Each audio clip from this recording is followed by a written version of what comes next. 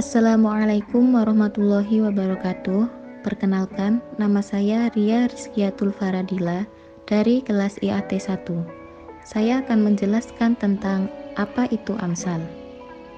Amsal merupakan salah satu gaya bahasa Al-Quran dalam menyampaikan pesan-pesannya, menggugah manusia agar selalu menggunakan akal fikirnya secara jernih dan tepat.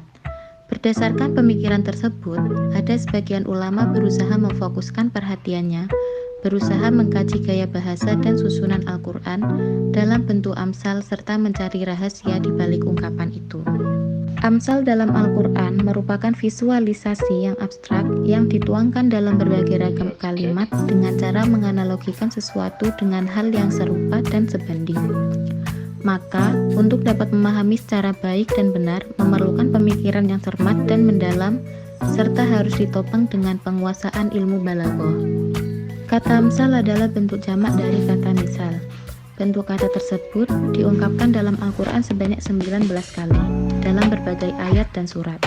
Sedangkan bentuk-bentuk lain diungkapkan sebanyak 146 kali, dalam berbagai ayat dan surat. Secara etimologi, kata masal, misal dan masil berarti sama dengan syabah, syibah dan syabih. Kata masal juga dipergunakan untuk menunjukkan arti keadaan, sifat dan kisah yang mengagumkan. Hal ini dapat dilihat dalam Quran Surah Al-Baqarah ayat 17.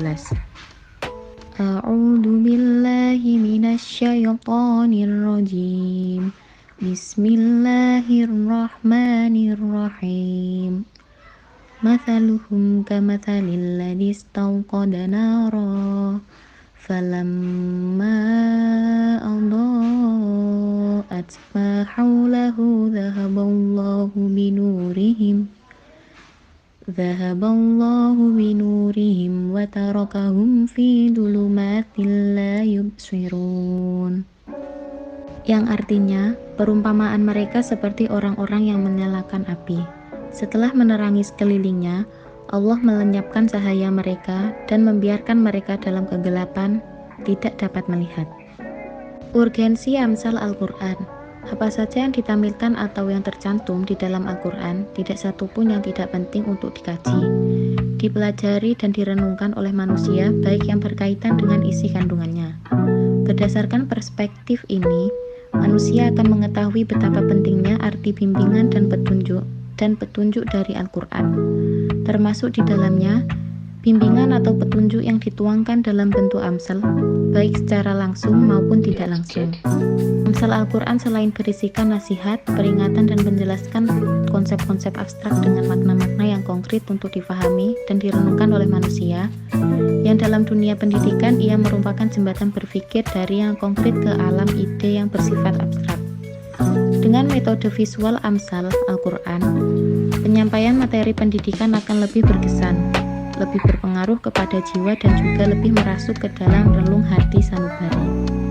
Keberadaan Amsal Al-Quran terhadap penafsiran dan dalam dunia pendidikan cukup jelas dan mudah difahami. Artinya, bahwa para pendidik dan anak didik sangat membutuhkannya, sebab di samping memberikan informasi kepada penerimanya mengenai sesuatu yang belum pernah diketahuinya, juga dapat membantu memahami apa yang dirasa masih muskil diterima oleh keterbatasan akal manusia. Dari berbagai modelnya, masal dan pendidikan ada beberapa faktor, antara lain: yang pertama, untuk mengkonkretkan bentuk empirik agar mudah diterima indera, karena sesuatu yang abstrak sulit ditanamkan dalam benak manusia.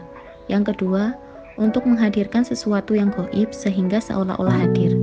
Yang ketiga, untuk mendorong orang yang memberi mauidhah untuk bertindak sebagai uswatun hasanah. Yang keempat, untuk memuji orang tetapi orang yang dipuji tidak merasa berbangga diri. Yang kelima, untuk menunjuk sesuatu kejahatan agar ditinggalkan. Yang keenam, untuk memberikan nasihat yang mudah diresapi dan diterima. Mungkin hanya ini yang dapat saya jelaskan, kurang lebihnya mohon maaf.